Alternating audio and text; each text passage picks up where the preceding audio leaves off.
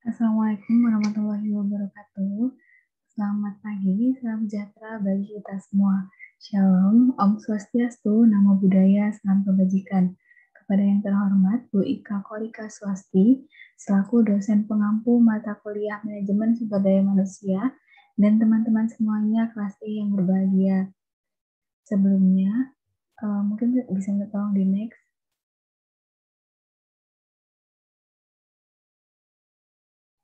Ya, sebelumnya izinkan saya untuk memperkenalkan anggota kelompok kami. Ya, yang pertama ada Marcel Yusuf Lenon dengan NPM 200, 120, 131. Yang kedua ada Aurel Salansa dengan NPM 200, 120, 133. Dan saya sendiri dengan NPM 200, 120, 134. Ya, jadi kami di sini akan mempresentasikan hasil diskusi kami mengenai hubungan internal pegawai.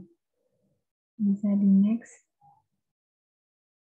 Adapun subbab yang akan kita bahas, yaitu yang pertama ada dasar dan jalur promosi, lalu ada juga kecakapan kerja dan senioritas, ada penurunan atau demosi, lalu pemindahan atau mutasi kerja, pemutusan hubungan kerja, sebab dan jenis PHK, prosedur PHK, alasan dilakukan PHK, dan juga hak karyawan setelah pemberhentian kerja. Bisa di next. Ya, untuk subbab pertama akan dijelaskan oleh rekan saya, Marcel. Silakan, Marcel. Baik, saya akan menjelaskan subbab 1. Bisa di next. Yang subbab pertama itu dasar dan jalur promosi. Promosi mempunyai peranan penting bagi karyawan, bahkan menjadi tahapan yang selalu dinanti-nantikan. Dengan demikian, promosi akan memberikan status sosial, wewenang, atau authority, tanggung jawab, atau responsibility, serta penghasilan, outcomes, yang semakin besar bagi karyawan. Program promosi jabatan hendaknya memberikan informasi yang jelas apa yang dijadikan dasar pertimbangan untuk mempromosikan seorang karyawan dalam meliputi perusahaan tersebut. Pedoman yang dijadikan dasar untuk mempromosikan karyawan meliputi yang pertama pengalaman. Pengalaman itu adalah promosi yang didasarkan pada lamanya pengalaman kerja karyawan. Yang kedua itu ada kecakapan. Kecakapan berarti seorang akan dipromosikan berdasarkan penilaian kecakapan. Yang ketiga ada kombinasi pengalaman dan kecakapan. Kombinasi pengalaman dan kecakapan yaitu promosi yang berdasarkan pada lamanya pengalaman dan kecakapan. Next. Jalur promosi. Sebelum promosi, seorang karyawan dalam suatu perusahaan dilaksanakan, maka perlu ditetapkan syarat-syaratnya. Syarat-syarat tersebut dapat dipakai sebagai pedoman untuk menentukan personal yang berhak untuk dipromosikan. Menurut Alek Nitisemito, syarat-syarat tersebut antara lain pengalaman, tingkat pendidikan, loyalitas, kejujuran, tanggung jawab, kepandaian bergaul, prestasi kerja, dan yang terakhir inisiatif dan kreatif. Bisa di next. Yang kemudian ada sebab kedua. Next. Kecakapan kerja dan senioritas.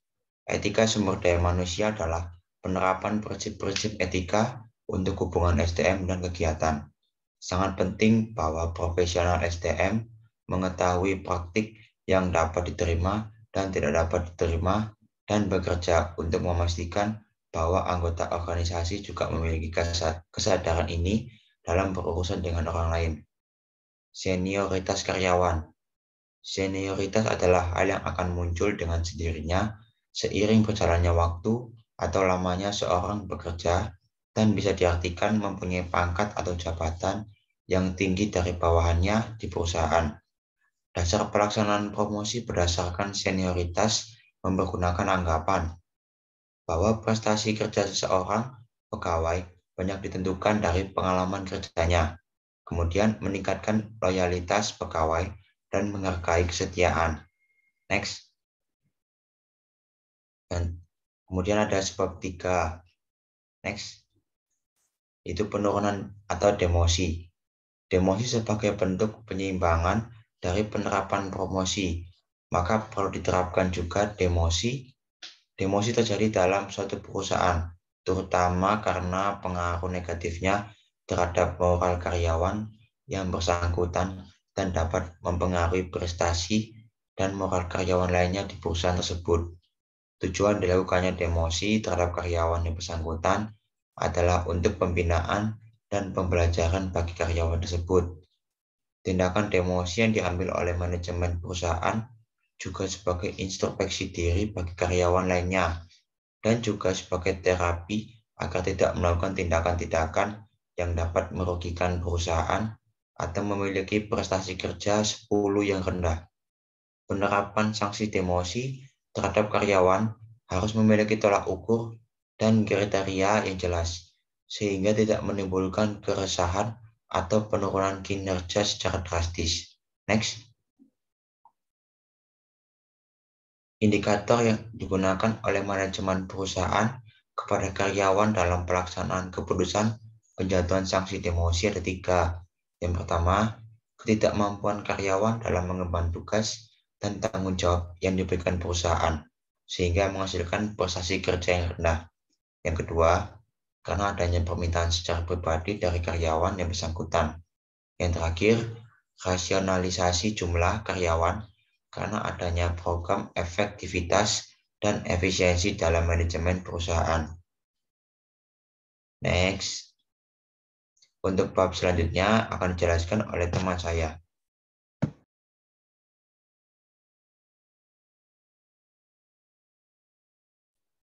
Baik, selanjutnya yang keempat adalah pemindahan atau mutasi kerja.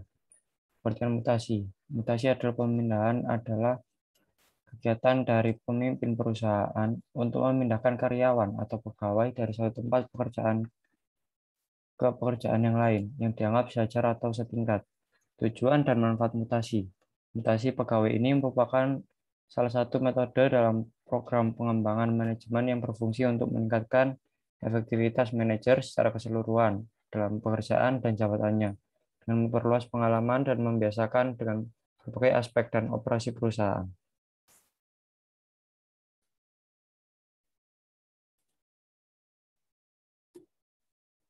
Selanjutnya, subbab yang kelima, pemesan hubungan kerja. PHK merupakan bagian dari suatu hubungan kerja yang awalnya merupakan hubungan hukum dalam lingkup hukum privat karena hanya menyangkut hubungan hukum perorangan antara pekerja atau buruh dengan pengusaha. Pemutusan hubungan kerja menurut UU Nomor 13 Tahun 2003 Pasal 1 adalah sebagai pengakhiran hubungan kerja karena suatu hal tertentu yang mengakibatkan berakhirnya hak dan kewajiban antara pekerja atau buruh dan pengusaha. Istilah pemutusan hubungan kerja atau PHK, kesan umum yang diperoleh adalah pemecatan sepihak oleh pihak pengusaha karena kesalahan pekerja. Oleh sebab itu, pasti merugikan pekerja. Sifatnya pemutusan hubungan kerja dapat dibedakan menjadi 3. Yang pertama, pemutusan hubungan kerja secara terhormat. Pemutusan hubungan kerja antar perusahaan dengan tenaga kerja terjadi karena yang pertama, keinginan tenaga kerja yang bersangkutan. Yang kedua, telah mencapai batas waktu kontrak kerja yang telah disepakati antara perusahaan dengan tenaga kerja yang bersangkutan. Yang ketiga, akibat ekonomi. Yang keempat, kemajuan teknologi dan komputerisasi. Yang kelima, kondisi psikologis tenaga kerja yang bersangkutan sudah tidak cakap lagi. Yang keenam, tenaga kerja yang bersangkutan meninggal dunia. Dan yang kedua adalah pemutusan hubungan kerja sementara. Pemutusan hubungan kerja sementara antara perusahaan dan tenaga kerja terjadi bila seorang tenaga kerja itu mendapat hukuman tahanan sementara dari pihak yang berwajib karena diduga melakukan suatu hal yang menyangkut tindak pidana. Selanjutnya yang ketiga adalah pemutusan hubungan kerja secara tidak hormat. Pemutusan hubungan kerja dengan tidak hormat dikatakan pemutusan hubungan kerja tidak kompromi. Pemutusan hubungan kerja secara tidak hormat harus dilakukan oleh pihak manajemen bila yang pertama tenaga kerja yang bersangkutan melanggar kontrak kerja, yang kedua bertindak dan berperilaku yang merugikan perusahaan. Yang ketiga, tenaga kerja yang bersangkutan karena dinyatakan melakukan tindak pidana. Yang keempat, kemangkiran atau ketidakhadiran yang terus-menerus. Selanjutnya sebab yang keenam. Sebab dan jenis PHK. Jenis-jenis pemutusan hubungan kerja secara umum yang pertama adalah pengunduran diri. Pengunduran diri adalah pemutusan kerja yang diawali dari karyawan. Apabila hal ini terjadi dalam masa percobaan tidak menimbulkan masalah beban kewajiban baik bagi perusahaan maupun karyawan. Lain halnya bila ikatan kerja berdasarkan atas perjanjian atau kontrak tertentu. Selanjutnya yang kedua adalah pemberhentian sementara. Pemberhentian sementara atau perumahan adalah pemutusan hubungan kerja yang umumnya terjadi bila terdapat situasi dan kondisi sebagai yang pertama adalah tidak tersedia pekerjaan bagi karyawan yang dirumahkan. Yang kedua, pengusaha mengharapkan bahwa situasi tiadanya pekerjaan akan bersifat temporer dan tidak berlangsung lama. Yang ketiga, pengusaha bermaksud memanggil kembali karyawan untuk dipekerjakan bila suatu saat pekerjaan tersedia kembali. Yang ketiga adalah pemecatan. Pemecatan adalah pemutusan hubungan kerja yang paling dramatis yang dapat dikenakan kepada karyawan. Tindakan ini harus dilakukan secara hati-hati dan juga secara adil, dalam arti ada alasan cukup untuk memecat. Selanjutnya, yang ketiga adalah pemensiunan. Pemensiunan terjadi sebagai sebuah pemutusan hubungan kerja bila karyawan mencapai saat ia berumur maksimal dan masa kerja maksimum dari masa kerja karyawan menurut batas-batas yang ditentukan perusahaan.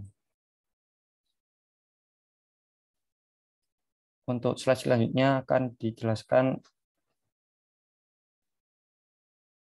dalam pasal 156 UU nomor 13 tahun 2003 dinyatakan bahwa bila terjadi pemutusan hubungan kerja, pengusaha wajib membayar uang pesangon atau uang penghargaan masa kerja dan uang penggantian hak yang seharusnya diterima.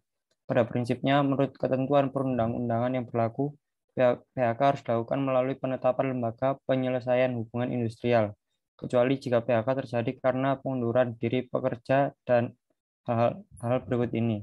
Yang pertama, pekerja atau buruh masih dalam percobaan kerja. Yang kedua, pekerja atau buruh mengajukan permintaan pengunduran diri.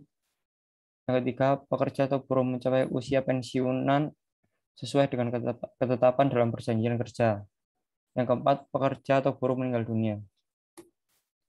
Sebab yang selanjutnya akan dibacakan oleh rekan saya. Iya, sebab selanjutnya yaitu sebab yang ketujuh, bisa di next.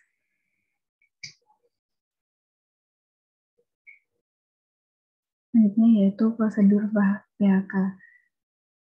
Pemberhentian karyawan hendaknya berdasarkan peraturan dan perundang-undangan yang ada agar tidak menimbulkan masalah dan dilakukan dengan cara sebaik-baiknya, sebagaimana pada saat mereka diterima sebagai karyawan. Dengan demikian, hubungan antara perusahaan dan mantan karyawan pun tetap terjalin dengan baik. Dan permohonan izin PHK dapat diberikan dalam hal buruh melakukan suatu pelanggaran atau kesalahan besar, antara lain A. Yang pertama yaitu pada saat perjanjian kerja diadakan memberikan keterangan palsu atau dipalsukan. Yang kedua yaitu melakukan tindakan kejahatan. Yang ketiga penganiayaan, menghina secara kasar atau mengancam pengusaha, keluarga, pengusaha atau teman kerja. Jadi next. Adapun beberapa cara yang dilakukan dalam proses pemberhentian karyawan yaitu yang pertama adakan musyawarah antara karyawan dengan perusahaan. Yang kedua, bila musyawarah menemui jalan buntu, maka jalan terakhir adalah melalui pengadilan atau instansi yang berwenang memutuskan perkara. Dan yang ketiga, bagi karyawan yang melakukan pelanggaran berat, dapat langsung diserahkan kepada pihak kepolisian untuk diperoleh lebih lanjut tanpa meminta izin lebih dahulu kepada dinas terkait atau berwenang. Dan yang keempat yaitu bagi karyawan yang akan pensiun dapat diajukan sesuai dengan peraturan. Demikian pula terhadap karyawan yang akan mengundurkan diri atau atas kehendak karyawan diatur atau sesuai dengan peraturan perusahaan dan peraturan perundang-undangan. Bisa di next. Sebab selanjutnya itu sebab yang ke-8. Jadi next. Sebab yang ke-8 yaitu alasan dilakukan PHK. Pemberhentian berdasarkan keinginan perusahaan dapat terjadi karena karyawan tersebut berusia lanjut dan tidak memiliki keuntungan lagi bagi perusahaan. Karyawan tersebut sudah berusia lanjut, kurang cakap, atau melakukan tindakan yang merugikan seperti korupsi. Keinginan perusahaan memberhentikan karyawan ini disebabkan yang pertama yaitu karyawan tidak mampu mengerjakan pekerjaannya. Yang kedua, perilaku atau kedisiplinannya kurang baik. Yang ketiga, melanggar peraturan dan tata tertib perusahaan. Yang keempat, tidak dapat bekerjasama dan konflik dengan karyawan lainnya.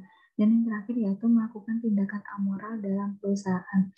Dan PHK yang dilakukan oleh perusahaan disebabkan oleh yang pertama, perusahaan mengalami kemunduran sehingga perlu rasionalisasi atau pengurangan jumlah pekerja atau buruh. Yang kedua, pekerja atau buruh telah melakukan kesalahan, baik kesalahan melanggar ketentuan yang tercantum dalam peraturan perusahaan, perjanjian kerja atau PKB, maupun kesalahan pidana ataupun kesalahan berat. Yang bisa di next. Adapun selanjutnya yaitu subbab yang ke-9. Sebab yang ke-9 yaitu hak karyawan setelah pemberhentian kerja. Terjadinya pemutusan hubungan kerja, maka dimulailah juga masa sulit bagi pekerja dan keluarganya. Oleh karena itu, untuk membantu atau setidak-tidaknya mengurangi beban pekerja yang di-PHK, undang-undang mengharuskan atau mewajibkan pengusaha untuk memberikan uang pesangon, uang penghargaan, dan uang penggantian hak.